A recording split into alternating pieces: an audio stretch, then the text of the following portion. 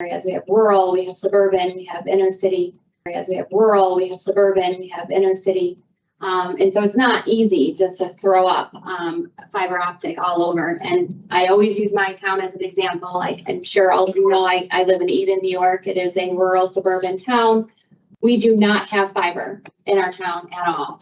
Well, there's one strand that's controlled by Spectrum, but it's not offered to the public. And so we don't have the ability to have fiber in our town, which a lot of the outer ring suburbs don't have that opportunity either. But so we don't also have the opportunity for competition.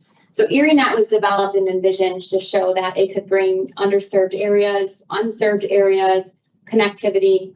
And the greatest thing about it is it was realized before the pandemic.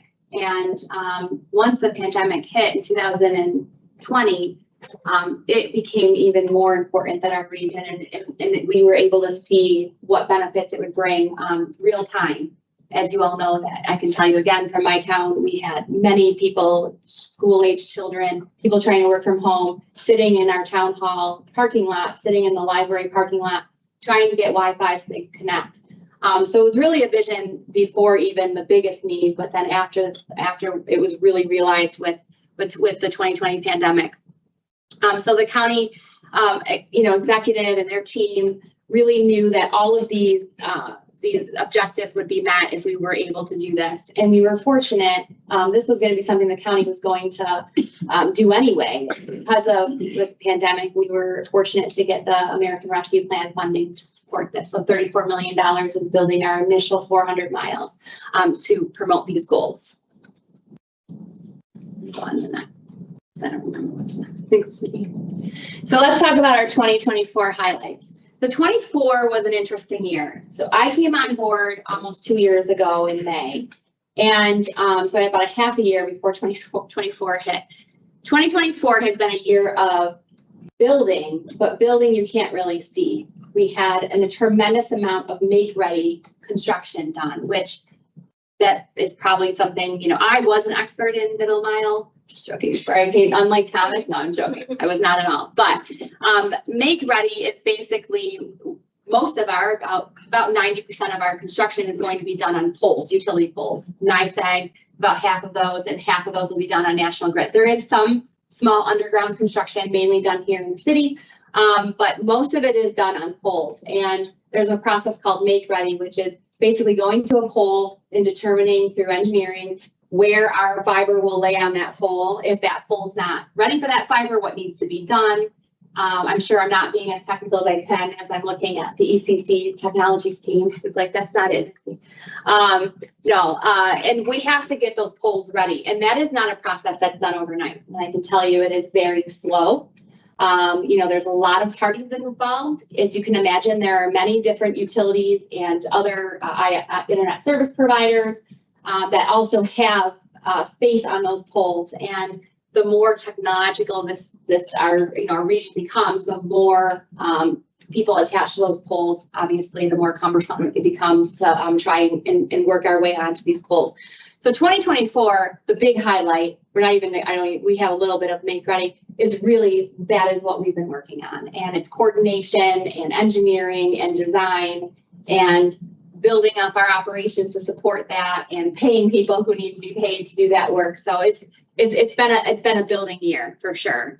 One of our most exciting announcements that we had in 24 was working with the City of Buffalo. So we were already building in the City of Buffalo to some of our community anchor sites, but we really wanted to be able to bring more of our fiber to the city. This is our highest area of under and unserved communities. But also we recognize that the city itself could really benefit, like all of the rest of the county is benefiting, and the towns and municipalities, that they would be able to have the opportunity to have their own network. And so with partnership with the county as well as ErieNet and the City of Buffalo, we are actually doing 79 miles of fiber build, where we will go to all of their community anchor institutions, and the city will have their own opportunity to have a network of full fiber. They'll have their own strands, and they'll be able to utilize and control that. So that was a big partnership. But what that also does is it will allow us to attract internet service providers to bring to those communities that are underserved and unserved into the city with a bigger build. So it's a really proud partnership we have, and I think we can show. So it's about a $6.9 million construction estimate for all of the city of Buffalo. We are doing $2.4 million of our ARPA funding to do the lateral builds out to all of the municipal buildings here in the city of Buffalo.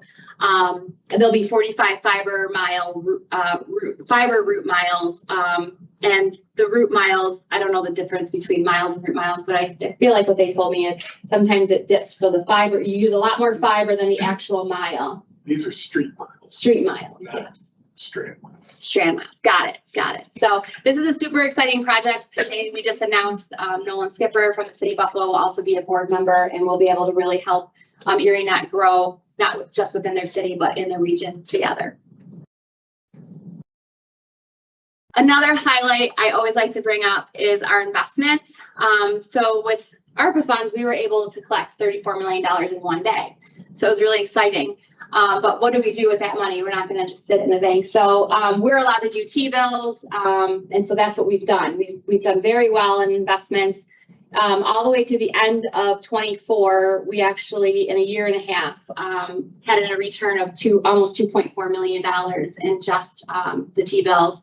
We should be approaching $3 million in the next few months. And so that is money that we're putting back into the system and able to invest more of our public dollars into the system and create more miles, or everyone knows a construction project. So some of our overages will be covered, unexpected overages, although there's no unexpected overage, in my opinion, in a construction. Going back to the make ready process. So we have about 6,500 poles of NYSEG and around 6,500 poles of National Grid. It's basically split in Erie County. NYSEG has a little bit easier of a process. I'm going to try and be very positive because National Grid is making great strides. So I don't want to be negative about that, but we're about 73% of make ready for NYSEG. That should be quickly moving towards 100%. We'll have an announcement in a minute. And 25% of National Grid, which we were only 10% not that many weeks ago. And so as we move through the process and they put more resources and are able to get some of the problem applications, which are actual other pole owners and pole users, they're able to make that. We'll be able to move that up quickly, and so we'll probably do we are going to be doing our NYSEG build quicker, and then we'll be moving into the National Grid. But it's a good time frame for us to be able to complete by the end of this year. We also were able to complete our point of presence, which is a pop room. That's basically, I don't know, Matt, you can probably explain it better. I'll let you 1 second. But this is in the RAF building. They're letting us utilize, thanks to Bill Geary and the county executive, they're letting us utilize a space where we will house our cabinets, which, Matt, this is where you would come in. Explain a pop room. Where all the fiber terminates and interfaces to our different carrier partners and as well as to our own network equipment. So it's our head end. Yeah, this is our own space right here in the RAF building. It's got air conditioning and the backup power system. Well, there'll be other internet service providers that will be able to utilize some space in our partnership. So it's a really great opportunity for ErieNet to have that. It's our own space and not have to rent that out somewhere else. So that was completed this year, which is very exciting. So our goals. Well, our goal is to build it. But that is our real goal. But there are a lot of things that come with that. And one of it is we have lots of internet service providers within our region. I'm sure you've heard of some of them, right? So the internet service provider would be the big ones, Verizon and Spectrum. But there are lots of smaller internet service providers who may not have the opportunity to connect to, let's say, a rural town like Eden, because bringing that fiber out to a small town is really expensive. So when you have public dollars like ErieNet, putting in the backbone, the infrastructure of the fiber, it allows internet service providers then to branch off from those already constructed fiber miles. which is, you know, it's a proven, obviously, it's proven all over the country and including here in in New York State. It will be proved here in Western New York that when you build a system like that, you attract these smaller internet service providers to go into towns that the larger ones have just said, no, we won't do. And it drives down costs for the consumer. It also brings in economic opportunities for whether it be the city of Buffalo all the way down to, you know, Wales or Sardinia or Eden. It will allow for there to be competition in an area that wasn't allowed before. And it will actually bring fiber to a town like Eden where, you know, we have manufacturing areas, but we can't attract a manufacturer because we don't have the proper infrastructure of fiber set up. Now we'll have that.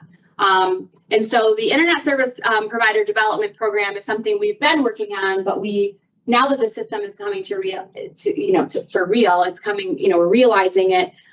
We have a lot more internet service providers that are interested in starting to partner with us. So that's a big goal of ours in 25. And then our community anchor institutes. So we have lots of community anchor institutes that are already going beyond the system, but we're going to be bringing them up and bringing them live. All of our county community anchor institutes will be up and running, so all the county buildings will be connected. All of our City of Buffalo buildings will also be connected, and then we have examples like the Buffalo Bills Stadium. Each municipality, all of their town halls and libraries will be connected or have the connection to those. And so 2025, as we start to string up the fiber, we're going to start being able to bring all the community anchors live, including all of the PSAPs for the Buffalo Public or for the County Public Safety and the Buffalo Public Safety. Okay, so now let's start big announcement. So we're really excited to announce that today we will be starting construction in April. Now, when I say construction, we have been in construction for Make Ready, which is doing the poles like we explained before. This is actually going to be putting up our fiber miles where we'll be able to start connecting the towns, and we'll be able to start that in April. So next month, in a few weeks, we'll have a big announcement through the media, but today I am happy to report, we can go to the next slide, that we will be doing the town of Boston. Actually, it'll be West Seneca through Boston all the way down to Springville will be our first piece of the network going up. And here's kind of a split screen so you can see where in our lines that will be. And we'll most likely probably be doing the press conference in Boston. Unfortunately, Jason Keating, who sits on our board as town supervisor, couldn't be here today. But it'll be exciting to announce that and start in a rural community so they can start seeing the benefits quickly. All right.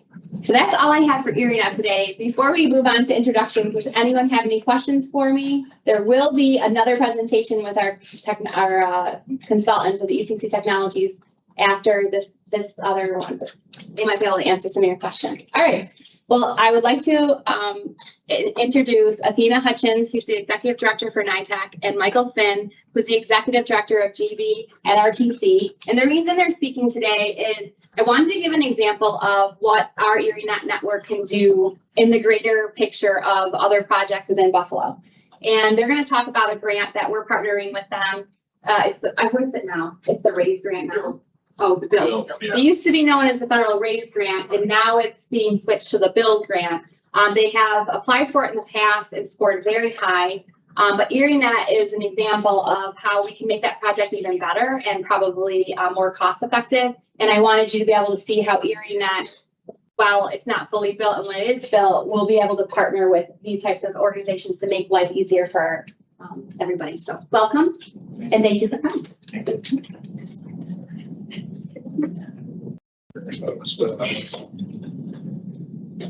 Thanks, everybody. As Melissa said, I'm Mike Finn. Sure, I'm Athena Hutchins. I'm the director of the Greater Buffalo Niagara Regional Transportation Council, the toughest name, worst acronym in Western New York. Don't let that distract you, though. We're the regional transportation planning agency for Erie and Niagara County. So we coordinate all of the transportation agencies. That includes State DOT, Erie County DPW. Commissioner Geary is one of our board members. City of Buffalo, Nolan Skinner is one of our board members. Because all of those agencies have their own missions. For those who don't know, I was the Commissioner of Public Works and the city engineer for the City of Buffalo before this job. When I was in that job, my job was the city of Buffalo, and that was it. I wasn't concerned with county highways. I wasn't concerned with state DOT, the thruway. The reality is that no one drives that way. No one goes around our transportation system. Another one of our important board members, NFTA, all of their users are using someone else's system at some point. They don't just get on the bus from their house and go to their final destination. So that's us. We're the planners. We also have NITEC, the operators. I'll let Athena introduce NITEC. Go ahead. So I'm Athena Hutchins. NITEC is the Niagara International Transportation Technology Coalition. A little bit easier than Mike's, but still a tough one. We just go by NITEC, but we are on the operating side of the house. So we operate a traffic operations center 24/7 on behalf of the whole region, which we are binational. We have Canadian partners that we work with as well. But again, a lot of the same members that are part of GBRTC are part of NITEC. I just have more members.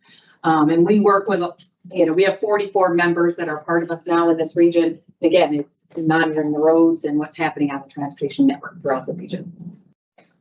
So how does that interface with ErieNet? So one of the things I'm going to talk about today is our grant for our planning grant for regional traffic signal technology.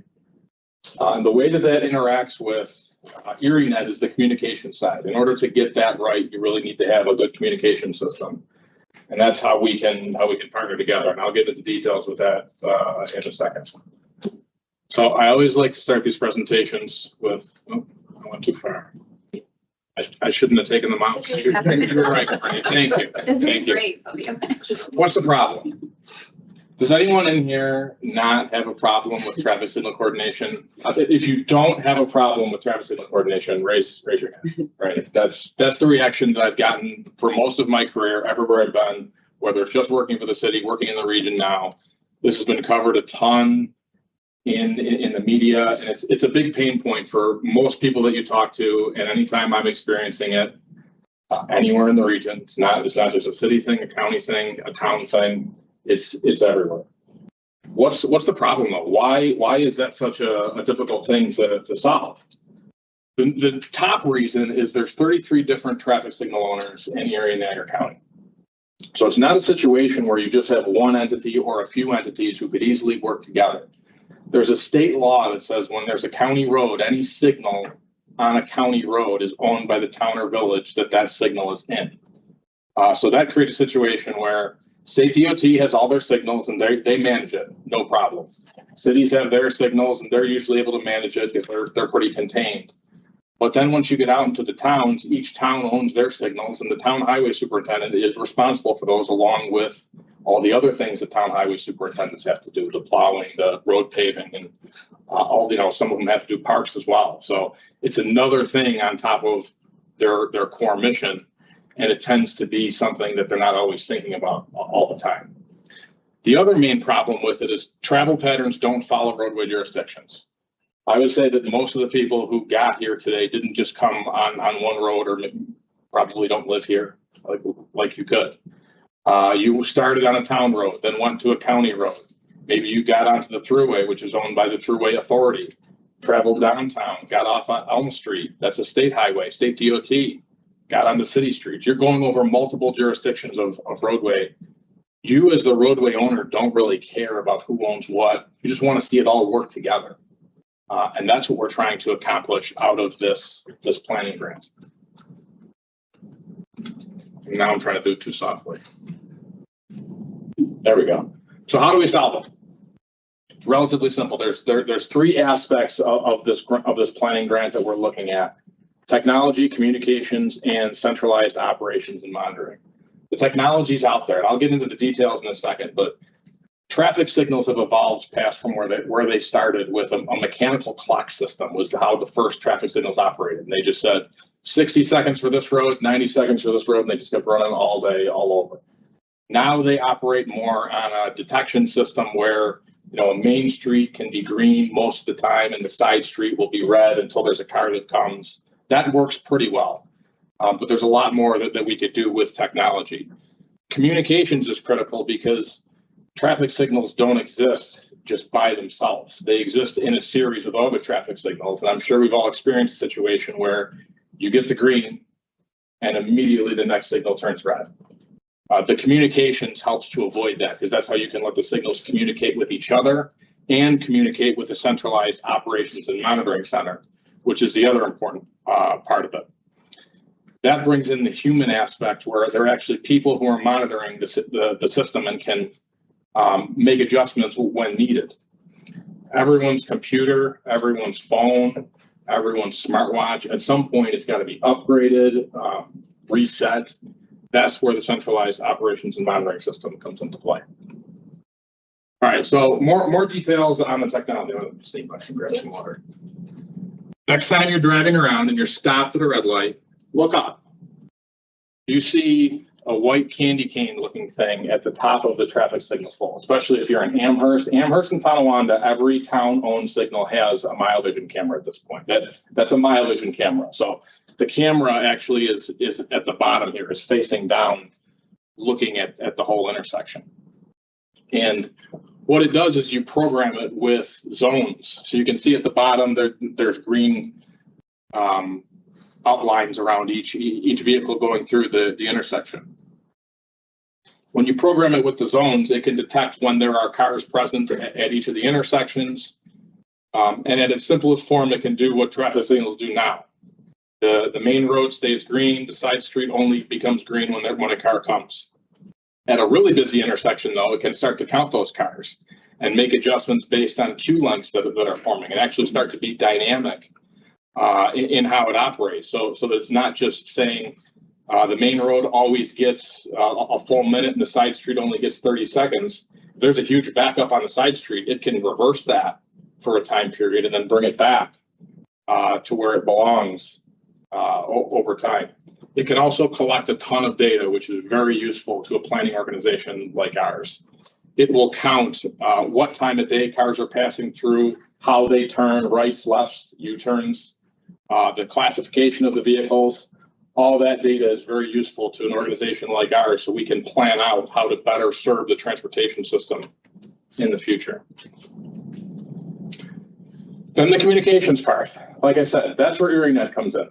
So this is a map of ErieNet in the Tonawanda Amherst area. So Niagara Falls Boulevard is right here.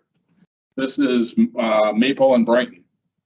And you can see it lines up very nicely on Brighton and Maple. There's about 16 traffic signals that the ErieNet system passes right by. So you can easily, with a little extra investment by someone, whether that's the town or whether that's a different agency using grant money, can connect in those signals and then connect them in with a centralized operations center. The system passes pretty close to NITEC, by the way.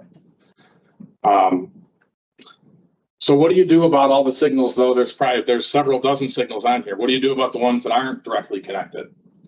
Our study would look at what makes the most sense. Do you run some extra fiber like the city of Buffalo is going to beyond what ErieNet was originally proposing? Do you use wireless solutions? There's wireless solutions where you could say, all right, we have our main hub here at the intersection of Maple and Niagara Falls Boulevard. If we want to tap in the rest of Niagara Falls Boulevard, we can run a wireless transmitter that picks up the communications, brings it back to the fiber, and kind of expands the ability of that fiber. The study that we're looking to do would look at how you do that for the entire Erie Niagara region, which even goes beyond what ErieNet is. But for Niagara County, we'd look at different solutions beyond ErieNet.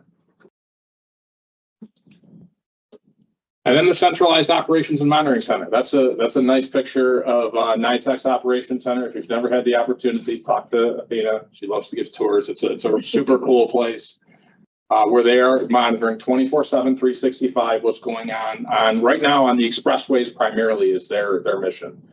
They're starting to move into, and we did a pilot. I was part of it when I was at the city hospital, so maybe I was saying we, but a pilot on Niagara Street to build in the technology, and it exists today on Niagara Street. If there's an issue on the 190 and traffic is pushing off onto Niagara Street because they want to bypass that issue, NITEC can activate the traffic signals and push more green time to get all those cars through, and it's all done remotely.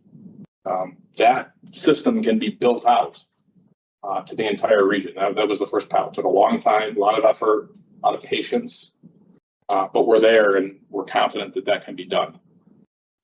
That can get us close to a Rochester model. So Rochester in the 70s, Monroe County decided that they were going to operate the signals in the inner ring suburbs and the city of Rochester. I'm not proposing we're doing that here. Bill Geary, I've never, I told him multiple times, I'm not giving you the signals. We don't need to. We have a NITAC that can do the operation that Monroe County does. Monroe County doesn't have a NITAC. So we have that here. Let's leverage that and build a better arterial system for our entire region. So that's the proposal for the communications. That can all work on its own. We also, as part of the grant, are going to be looking at 2 additional technologies that need a regional plan, which is really make ready work. Make ready work is planning, which is what this is all about. This is getting this ready for quick construction. Emergency vehicle preemption is pretty simple on its face. Emergency vehicle gets close to a traffic signal. There's a signal that goes between the two, and it tells the traffic signal to do something. Sometimes it's give me the green light. Sometimes it's give everybody else the red light. Let me go through safely. That'll be worked out. But the key is when you're doing this on a regional basis, you have to bring in all of the police departments, the fire departments, the volunteer fire departments. We did a quick count. There's over 100 in Erie and Niagara County between volunteer fire departments, cities who have their own police and fire professionals, town and village police offices, private ambulance services that are operating. We want to make a plan that gets all of them on the same technology. So regardless of where they're responding in the region, they're able to make use of this technology. Envision a situation where a town is getting mutual aid from the next town over. That town has the emergency vehicle preemption built out. So let's say Amherst is helping out Cheektowaga. Cheektowaga doesn't have that situation. The Amherst Fire Department goes in and tries to help them. And then they try to go through a signal and end up in a crash. We want to build this out on a regional basis so that it works for everybody. The last piece is transit signal priority. So that's different than preemption. Preemption, emergency vehicle gets to the signal, it always gets the signal to do a change. Priority is, it's built in only at certain times because 2 things. The NFTA doesn't always want the green. Sometimes they're running fast. For a transit system, that's not good. You want to be on time all the time, not too fast, not too slow. If you're too fast, a bunch of people are missing their bus. The other part is that buses run constantly.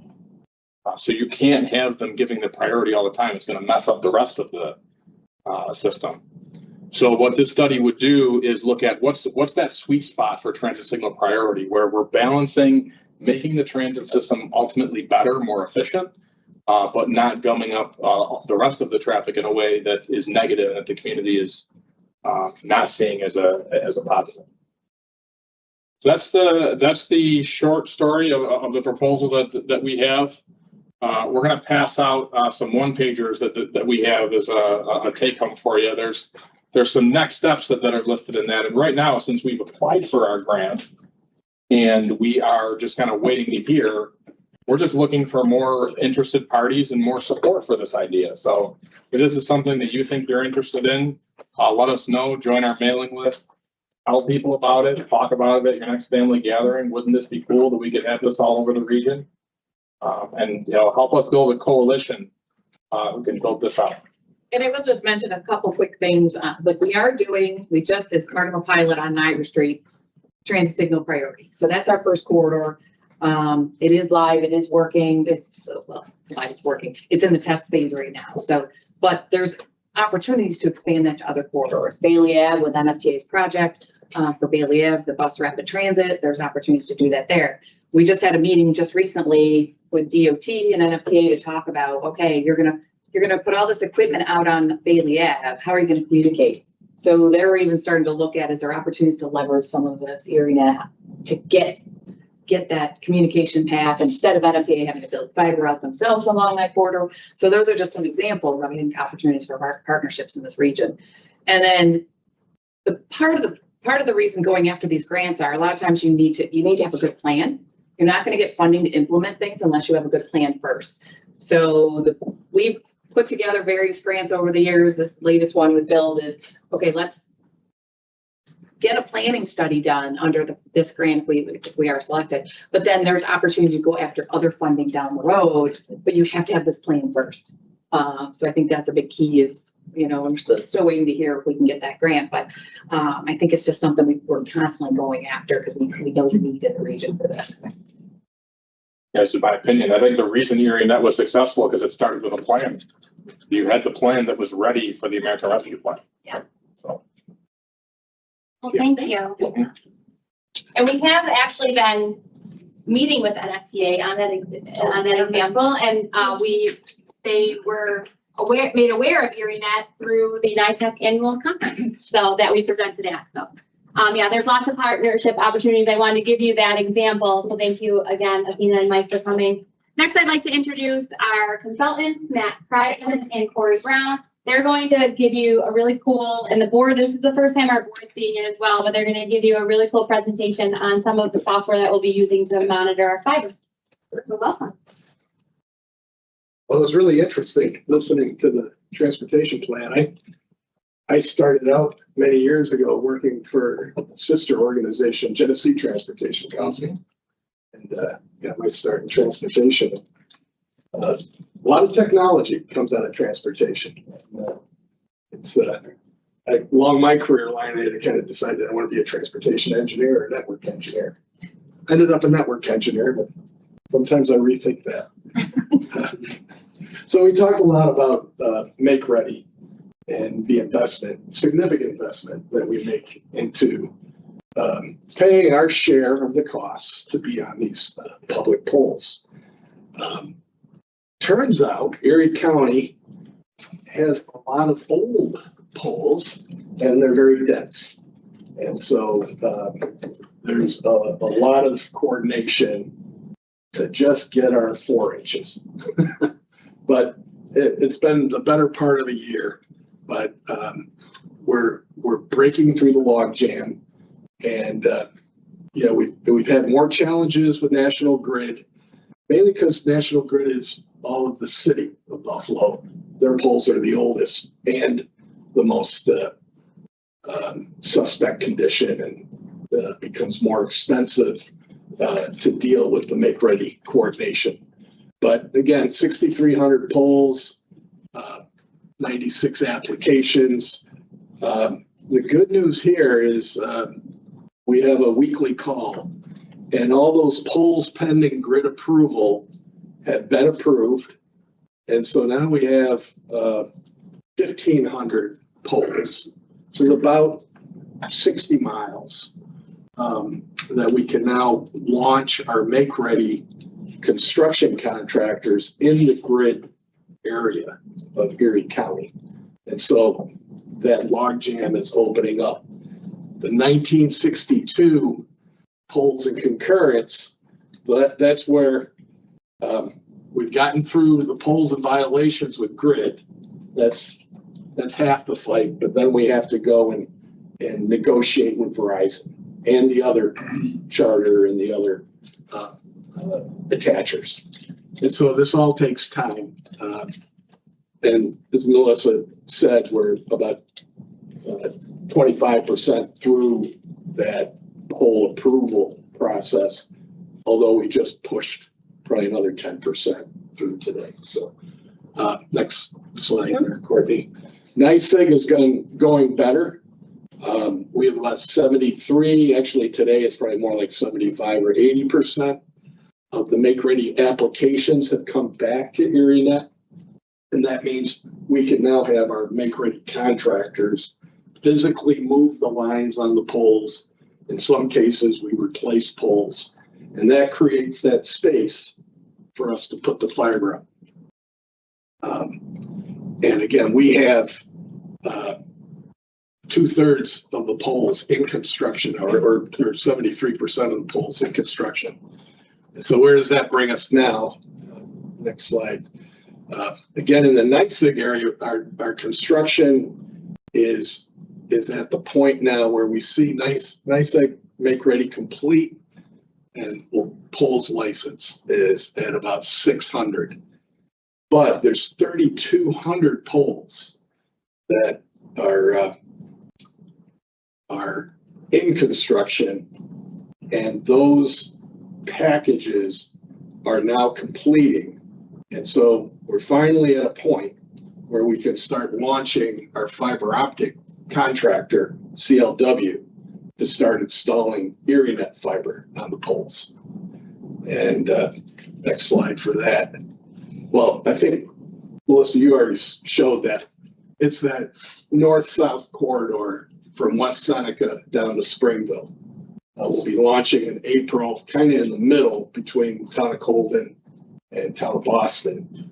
But as all these make-ready packages release, that whole corridor will be built first. That's about 50 miles. But then right on its heels is another 62 miles. We think we'll be through with most of the NICEAG territory. We'll be through with their make-ready construction. We're targeting end of June, and we'll have the ErieNet fiber. We wait a year and a half to get through make-ready, and then the ErieNet fiber goes up in 3 months. So it's definitely the critical path is all this utility. It's not just NICEAG and Grid. It's also all the other attachers, Verizon, Spectrum, Crown. But you can't forget all of the DOT, county, and village town roads that need permits, and railroads. Railroads are very lengthy negotiations to get across their tracks. And expensive. Yes, yes. So I'm going to let Corey, who's our Chief Technology Officer, and he's really in charge of the whole design team for ECC Technologies. And this is a Esri GIS application that we use to not only design and build these networks, but also to maintain, operate, and track them. Everybody, I guess, Ayush, if you're online here, we can kind of pick your screen up if you wouldn't mind. So on the back end in our office, actually in Raleigh, where I'm from, we've got Ayush, who's our senior GIS developer, to help kind of pull all of these different components of what it takes to actually put a fiber network into place into an actual graphical representation. So depending on the level of who needs to look at it, we can drill right down to kind of what's going on an individual pole, what part of the construction process we're in, the varying degrees of the different make-ready statuses we have out here. So Matt did indicate this is kind of our first leg that really looks like it's going to clear the make-ready hurdles first. So as you can see, this little kind of horseshoe around the town of Colden. Once we hit green, that basically means we're allowed to go out there and attach strand onto the poles, and then we can lash our fiber to that. So that's really kind of our first segment that we can then start heading north and south. These adjacent segments for those applications are, like I said, going into Boston, up to West Seneca, and then down to Springville. So this looks like our priority build for what we're actually going to be able to set up first and get our construction crews out there and rolling. Corey, if I could just point out, every single Grid and NICEAG utility pole is mapped for the entire county. Yep. Grid and NICEAG provides that data to us in shape files, and then we bring those into the model. And so that allows us to, design at the pole level, and then we marry that with the Google Earth imagery, and we can get a lot accomplished from the desktop. And then for detailed design, we'll have to send the field crews out. What Ayush is showing here too is you can see basically by clicking on these poles, we import all the data that we get back from the utility and the make-ready survey to find out exactly what has to happen on that pole in order for it to clear space so we can have the ErieNet attachment go on there. So again, it's very useful, and once we actually move into construction, our OSP engineers can now take basically tablet systems that are linked right to this dashboard and all the GIS backend services that we have out there, and then go out there and actually track the contractor as they're going through the construction process. So it allows us to do a visual inspection to make sure the installation is going according to spec. It's actually a use. If you want to jump to one of the undergrounds, we do have some underground that's already completed on ErieNet too. So some of these pathways, we've already had the construction contractor go out there and place the conduit, handholds, and then the duct, and so forth out there. So you'll see these certain segments, once we dipped into kind of a dash line here, this indicates an underground path that we're going through. And this has been completed and we've got some information. So again, our OSP tech will go out there and then physically verify that the installation's been performed, again, according to spec. We've got the handholds, the pole cable, the trace wire, the duct plugs in there so we don't get any rodents or anything else going in there before we pull our cable. But this allows basically a real-time assessment of what's going on with our network as we move into construction. The contractor, CLW, who's actually going to be performing the physical fiber installation, is also going to be tablet enabled. So as they go through on a daily basis, they're going to be able to update the information of what we call the red lines for the construction progress of what they've got done for that week. That comes back to our field engineers. We can go out there and corroborate it. When they go to submit the invoice for a number of units that they completed during that week, we'll be able to go out and check and say, all right, yep, we agree, this has been done. We can go ahead and clear that for payment. Or if there's any issues that we've run into where they might have missed something, we can put notes out onto these tablets again and have them go out and take a corrective action to fix something that might not have been done to spec. So it allows a lot of different parties to be able to visibly see, like I said, pretty much almost a near real-time indication of how we're going through on our construction process out here.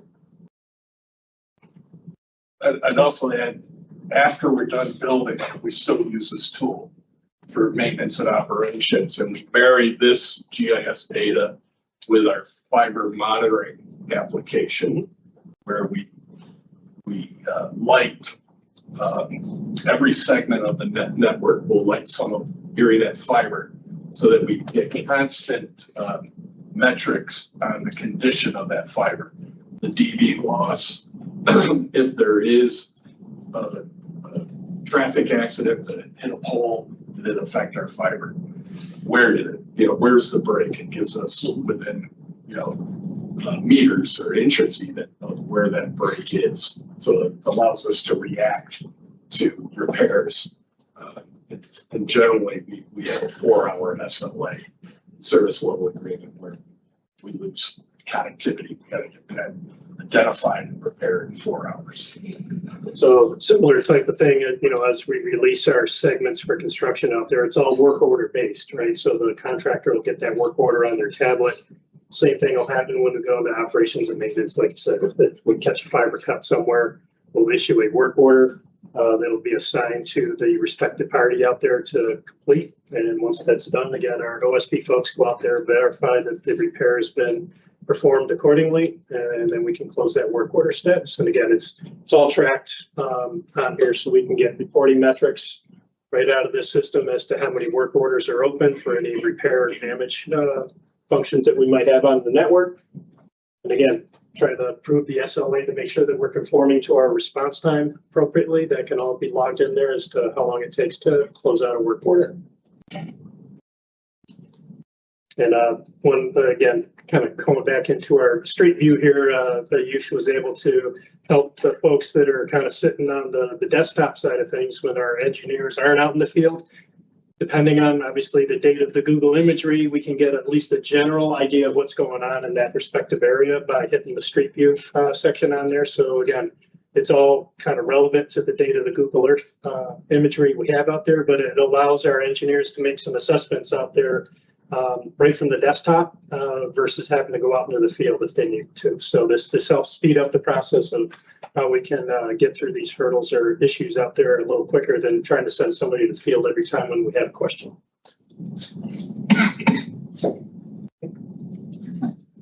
Anyone have any questions? Next year, when we're here, we'll be able to show it. It'll all be lit up. It'll all be great. Yep, which is exciting. And we can talk about how we've had 0 breaks in our system. Just joking. Awesome, thank you so much. All right, well, that kind of completes our presentation today. Does anyone have any questions before we wrap things up? Oh, yes. Just one question, but it's really for Mike then. Yeah. I wanted to know from NeoVision how cameras control just the lights for the vehicular traffic, or is it connected to the crosswalk signals as well?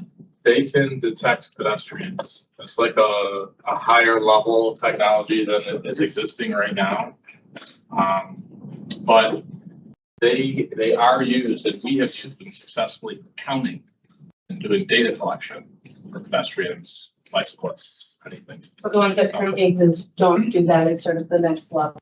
They do have that capability though. They can program zones for the crosswalks. It can extend phases if people are within the crosswalk.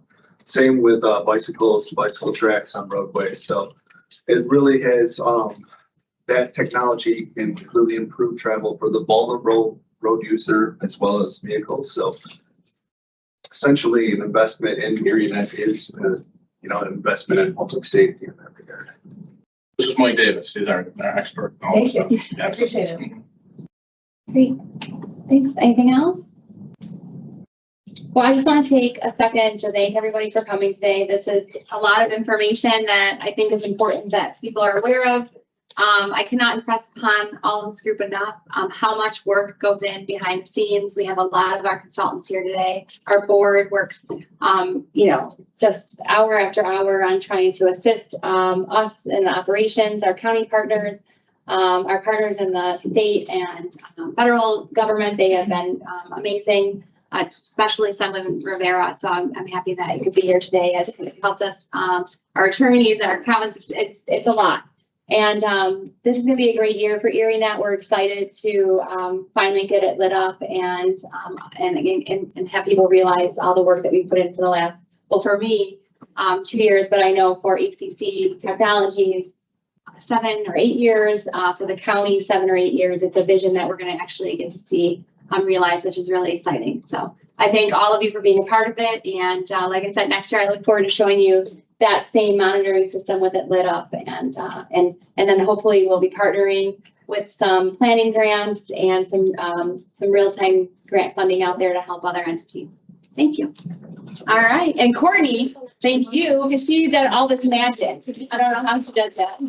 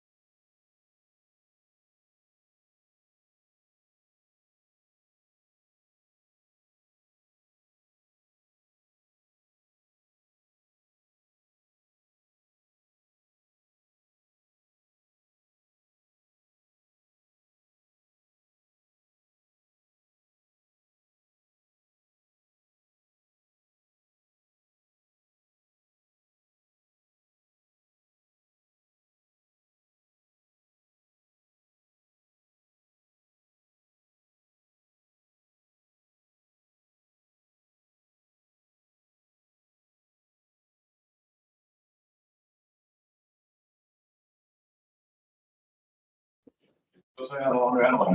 So I forget them when I'm out somewhere.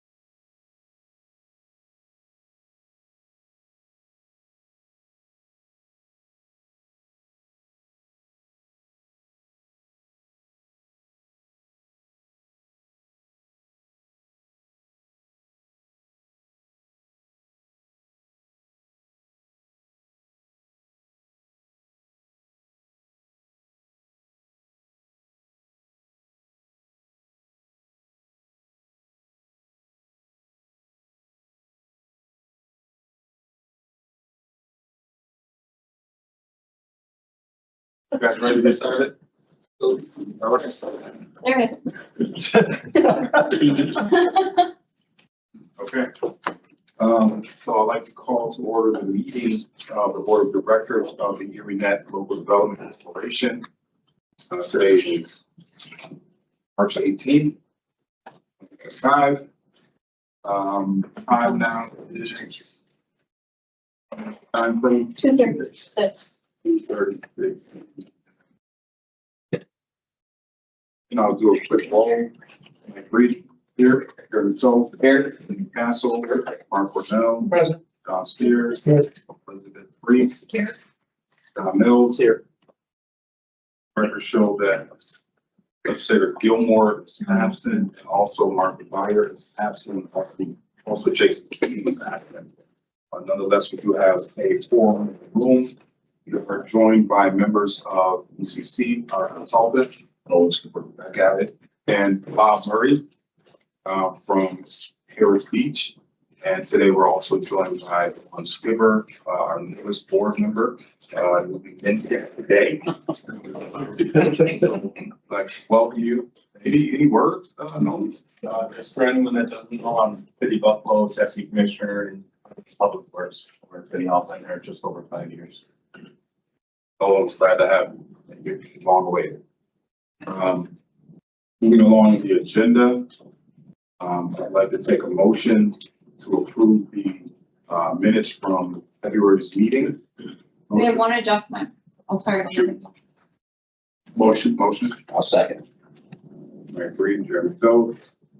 We have an amendment to the. We do, just that John Mills was not absent. He was, present. Apologize. Oh, Thank you for catching that. He remembers the cold remember. walk. Yeah, it was cold. So he was definitely. I was here. Didn't want that. So I'll take a vote to accept those minutes with the amendment to the minutes. All in favor? Abstentions, of course, Mr. Skipper. The opposition, all in favor? And pass. Moving along, number 2, there is no report of the chair and there is no report of the executive director.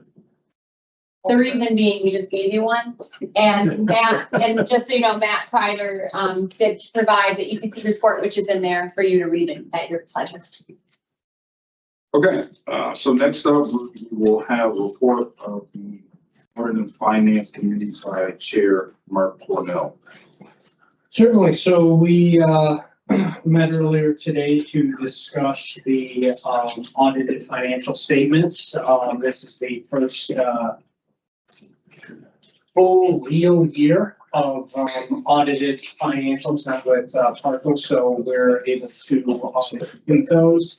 In discussing with our outside auditors, they refrained against providing a management letter, partially because we're so early on, but did relay some comments related to some future policies that they would like the board to consider going forward, specifically to formalize a journal entry and bank reconciliation policy, and then also certain IT policies. So that some of that may fall to the governance committee going forward in this year to consider some of those items. Part of the at least accounting policy side of it, it's mostly related to how small the organization is.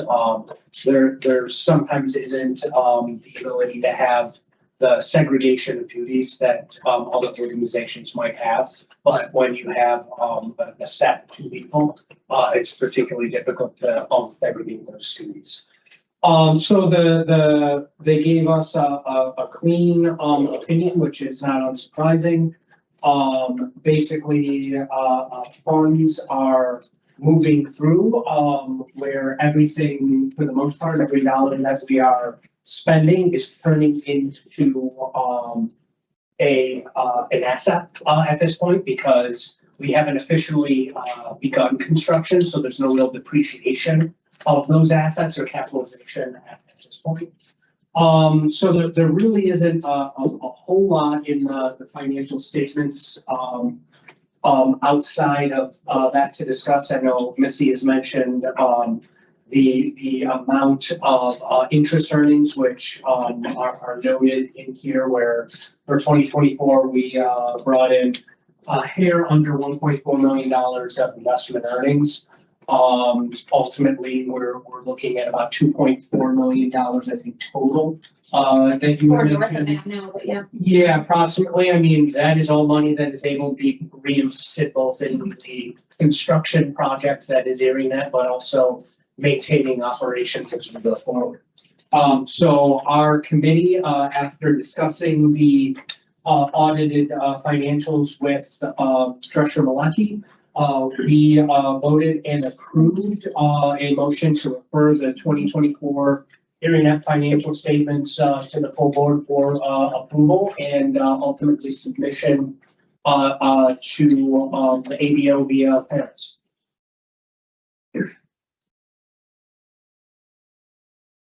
Thank you, Mark. Any questions for Mark or the committee? I think this, but there's no outstanding accounts payable. In the year. No, we had an adjustment on the, Yes. that we want me to talk about that? Yeah, yeah. So, we had one adjustment that we added after the draft went out, but before we finalized it. It was around $164,000. It was basically NICEAG invoices from 2023 and 2024 that were just given to us. But they're dated for those. So we, talked to the accountants as well as our auditors, and they recommended that we, add that into the final. He wasn't concerned. He explained to the auditing, it's just a minor compared to the 34 million or 28 million or whatever. We're at 24 million now. And then we don't have to make the adjustment later and go into the EBO report corrected. We paid those bills and they adjusted, but there's no outstanding. Good, thank you. Any more questions on finance committee? And just to be clear on the draft, the audit is also following your annual report in 2024. So if nothing else, we can move on to the governance committee. We have a report from the chair of the governance committee, Jeremy Toth. So the governance committee, myself, Mike Green, and Dan Castle met January and February, reviewed policies with council. We have tinkered with a few at their recommendation, also worked with ECC. We're also adjusting the video conferencing policy, all in accordance with state law, and it's all, in the end, it's all pretty straightforward. We are also recommending, after those 3 meetings, that the package be adopted by the board. Bob, do you want to go through a high level? Sure. Thank you. So, we don't have a lot of changes that are of any substance, really. We have a lot of changes just to comply with New York State law and some best practices, but not a heavy lift at all here. I will 1, 2, 3, 4, 6, 7, 8, 10. So there's 10 things we're asking the board to do today. I will run through them, and please pause me if you want me to explain more.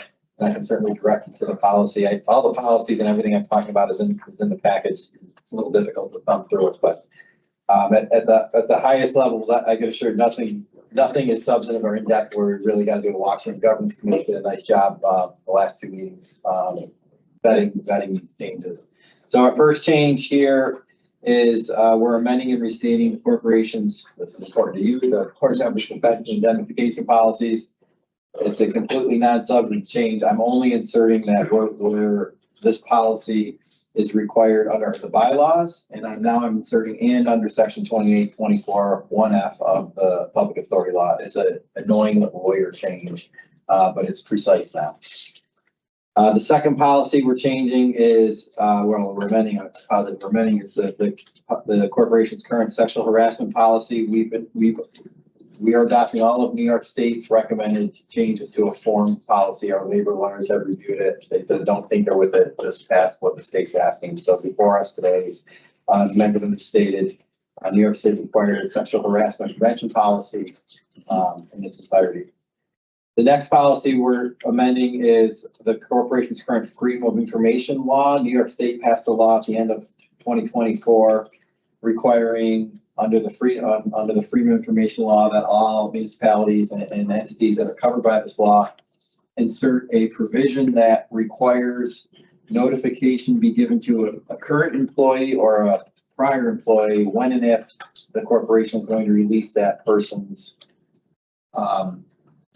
employment records or anything related to that employee. Remember, FOIL is permissive, not discretionary. It's not mandatory, but to comply with the law, we've added 3 sentences that say in the event you get a FOIL request for employees' disciplinary records, current or past employee, we're supposed to give notice to that individual when and if the corporation doesn't release those records.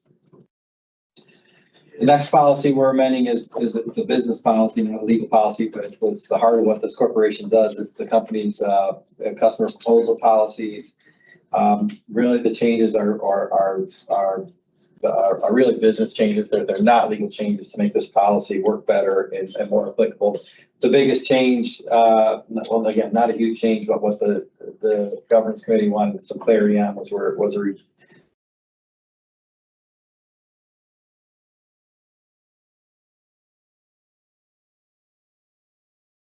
coming up with a proposal to give to a customer. And I guess the short of it is, don't think of capital investment as an accounting term. Capital investment, the ECC and Melissa have defined that very broadly to protect this corporation, to throw in all costs that this corporation would incur when it tries to develop a proposal for an end user. So really, I think I have that right. We broadened the term, and it's not an accounting term, but it's being broadly used to capture expenses that this corporation incurs. Is that right? The next policy is the corporation is being asked to amend and restate its employee policy manual. You have a policy manual.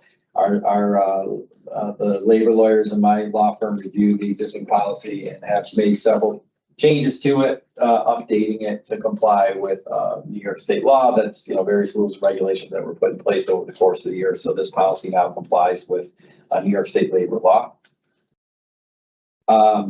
The next 2 changes are word changes to the corporation's existing governance committee charter and its existing finance and audit committee charters, 2 charters required by law. We refer to this entity as a corporation. I think there are a few instances where we referenced it as being an authority. So we're just a little housekeeping here, making sure we use the right language, and some other non-substantive small changes being made in this policy, with one other change. Next policy is with respect to the corporation's procurement policy. This is probably over lawyering, but my mother was an English teacher, and man, I wanted to get A's all the time. So we under your current procurement policy, as I think everybody knows, there's exceptions to procurement. And the law gives, and your current policy lists all the exceptions within one part of the policy. And one of those exceptions, which we had in the policy, was for economic development opportunities. And we had that in one section of the policy. And then in another section of the policy, we had a provision that said, which we specifically identified circumstances where solicitation of alternative proposals is being determined already to not be in the best interest of the corporation. And we listed professional services. We're now adding emergency purchases under that section as well. So you already had it in your policy in general, and we're putting it in a specific instance. Nothing's changing, but when we were looking through it, as we might talk about later today, but this corporation is really good at procurement. It's not hand-picking winners and losers. As you guys, I think everybody knows in this room knows, engineers or certain professionals can be retained without going through solicitations. This corporation always goes through solicitations. There are some circumstances though where you may need to do a procurement quickly, and you can always rely on that license. There's another reason why you might want to do it, which is this emergency procurement, which really is defined as when the delay would endanger the health, welfare, property, or an economic development opportunity. We're putting it in here because we are at critical time here to start installing fiber. We need our make-readies to be up and ready to go. We've had some delays over the last year, which we talked about a little bit in the prior meeting. We're just inserting this here to give us comfort that we have two hooks to hang our hat on if we want to engage a professional without going through procurement. It's just making it very clear. I do not want us criticized for improperly following procurement. The next change is a change to the corporation's compensation reimbursement attendance policy. I am just inserting in there that the policy also has an employee policy, and it's governed by this specific. By law, we have to have a compensation reimbursement attendance policy, but in that policy, I'm now also referencing that we have an employee policy. And finally, the last change is a record retention policy. All corporations are supposed, and municipal entities are supposed to have, when I say corporations, I mean those that are affiliated with municipalities, like this one that's regulated under the public authority law, are supposed to have a record retention policy. We didn't have one, and then this year the state, or maybe the end of last year, New York State changed its record retention rules, and then when I went to change it in our policy, I couldn't find the policy. I'm like, oh, well, better have this policy. So New York State has published standards for record retention that are applicable across the board. So this corporation is merely creating a policy, and the policy is we will follow the New York State policy. And that's it. I hope I didn't go too fast, but again, there's corporate governance committee reviewed these, as Jeremy said at the prior meeting, and made a motion and authorized to recommend that the board approve these policies. Just one, well, did you talk about teleconference? We, not the government committee, but when we talked about that. Well, because we did that in February with Andrew, so that is part of the package. Part of the package, we're adding a teleconference policy. We don't have one now. We used ECIDAs as an example. We adjusted it that best fit ours. The policy is in there. I'm going to send it out to the group separately just so that you can have it separately because it may affect you as a member. It's basically allowing you to teleconference for specific reasons. You know, if you're sick and you want to get on a meeting, or if you have a child that's homesick and you want to get on a meeting, you can then participate in the meeting where in the past you haven't been able to participate. You don't count as quorum, but you do, you can participate fully in executive and regular. So I just wanted to let you know we have that. I'll send it out separately just so you can read through it, but that is also in the package and it's new. That's a new policy. Yeah, I think, I don't think we're approving that today because we need to hold that public hearing. That's right. Right. So back up one step, what Melissa was saying is. Yeah, I thought we were gonna have that public hearing. We couldn't because the Buffalo News was capped and they changed their policy on notice and we missed it. I mean, even though we were we could have done it, but we were going off of their old rules. So we had a few people look at the rules. Yeah, well, you're kind of, yes, they had a cyber attack and it's adversely impacted their ability to publish public notices, which is weird. So it got into I believe this one got into the digital version, but it didn't get in the print version. And it's a big problem. We sent it in, we followed the procedures, which was 2 days in advance. It didn't work. It was like a lot more than I think we were more than that. We for another entity, we tried 6 days, still didn't work, and now we're actually. I think did we finally get? I can't even remember. We haven't put it in yet because we can do Buffalo business first. We can. We can. Oh, okay. It's more expensive, so maybe we give Buffalo another try. But anyway, the policy Melissa was talking about, what is to allow remote participation for very specific reasons. You don't count for quorum. We have to have quorum in the room, but you could participate remotely. Right, I totally forgot. We had planned on having a public hearing. Like 4 weeks ago. Right. Yeah, sorry. And so we'll adopt that. So that's not part of this package. Yeah. Okay, I didn't realize that either. There's been a lot of things that happened since. Yes. That seemed like a crisis and I forgot about it. We'll do it next month. Yeah, thank you. Bob, we all set? Any more questions? Yeah, I'm all set. And then, so when we get to, You want me to talk about when we get to the resolution, just so I won't talk again, this will be my last time talking.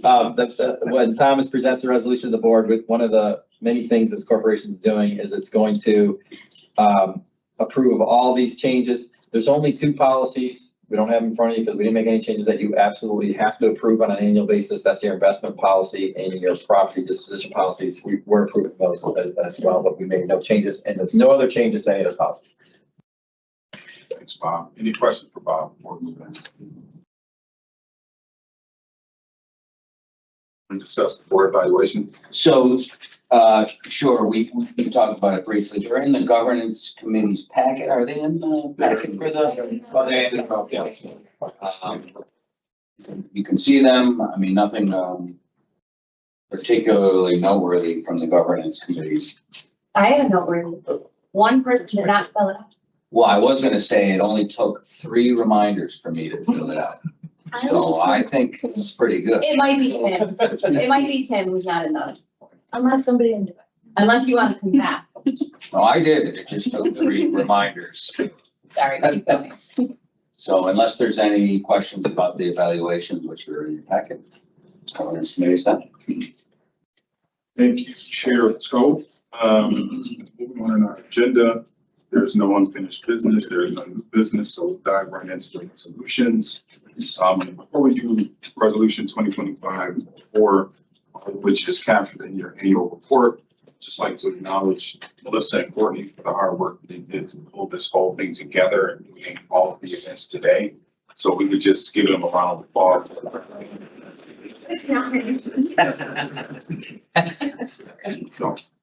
So with that, resolution 2025-04, resolution of the ErieNet Local Development Corporation, 1, adopting certain policy standards and procedures, including certain amended and restated policy standards and procedures relating to the organization in connection with the Public Authority Accountability Act of 2005. That's amended by Chapter 506 of the laws of 2009 of the state of New York. And 2, appointing directors and officers of ErieNet Local Development Corporation. And 3, appointing members of the Finance and Audit Committee and Governance Committee. And this again includes the adoption of the annual report submitted by the single member. I'll take a motion. Motion by Mike Brady, second by Mark Cornell. Any discussion? If not, all in favor? Aye. Abstention, any opposed? Motion carries. Resolution 2025-05, resolution of the ErieNet Local Development Corporation authorizing the negotiation and execution of an agreement with Graybar to provide fiber optic cable. Have a motion. Motion. Second. Discussion. Matt, you want to briefly? Well, I sent a packet out summarizing. We, of course, have quite a bit of fiber in inventory, and we expect to be using it quite a bit in the months ahead.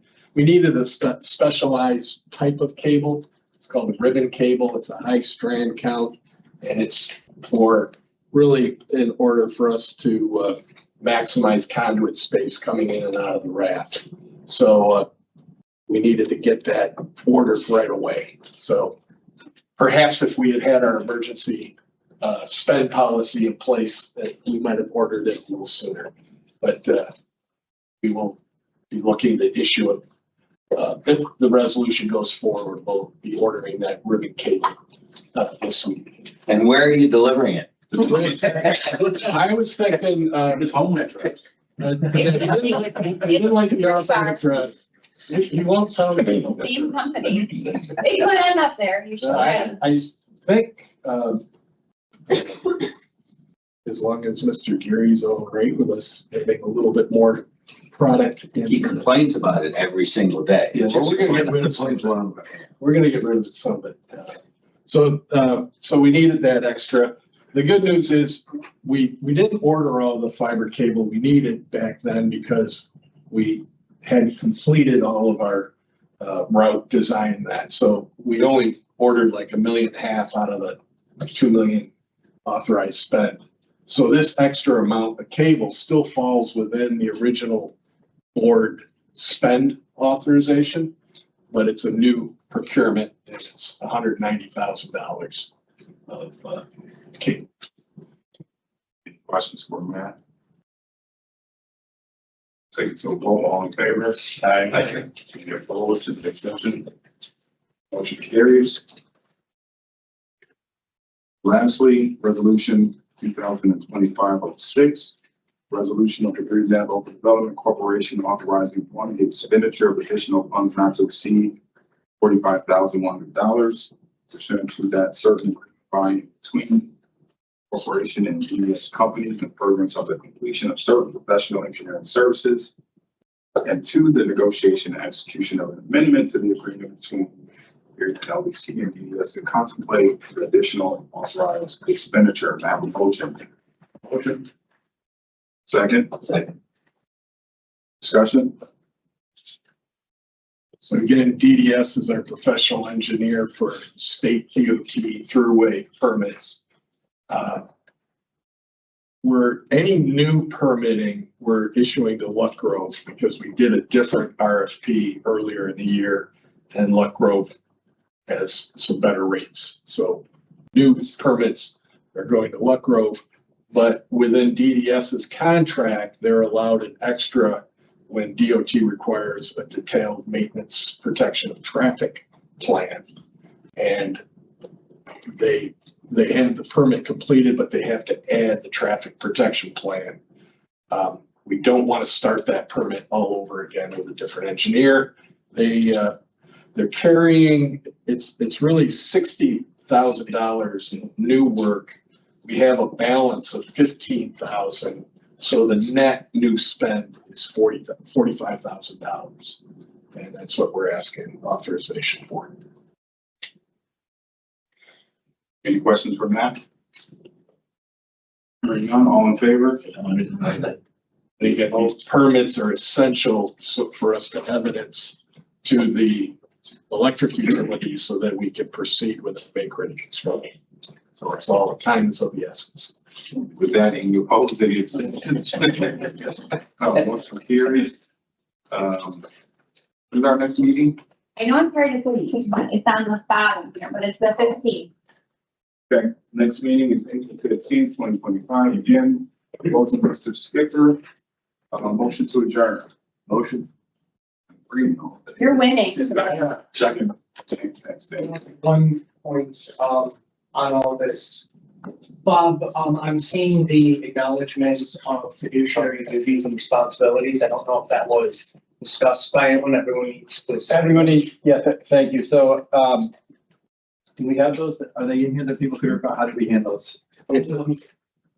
So, I mean, I don't think it's something that, I mean, you don't have to submit those with the ABO report. No. It's to be kept on file. So I think it's something that the board can sign Or you can and email.